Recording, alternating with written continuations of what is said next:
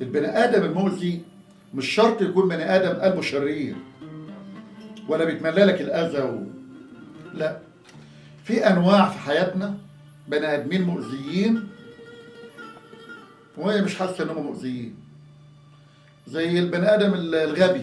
هو الغبي ده ما هو مؤذي. البني ادم المرهق ما هو مؤذي. البني ادم الصعب في التعامل ما هو مؤذي. البني ادم الودني ما هو مؤذي. البني ادم الجبان اللي بيخاف من المواجهه ما هو مؤذي. البني ادم الاناني مؤذي. كل دي بني ادمين وشخصيات بتدخل حياتنا ويكون بيننا وبينها حياه بشكل او باخر، ويكونوا سبب في اذيتنا وتعبنا.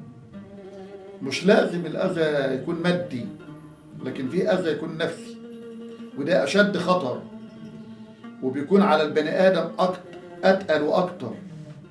فكره انك تكون عايش حياتك بعيوب صعبه تخليك شخصيه عشرتها مكروهه، ده اكبر اذى ممكن اي حد في المجتمع يواجهه.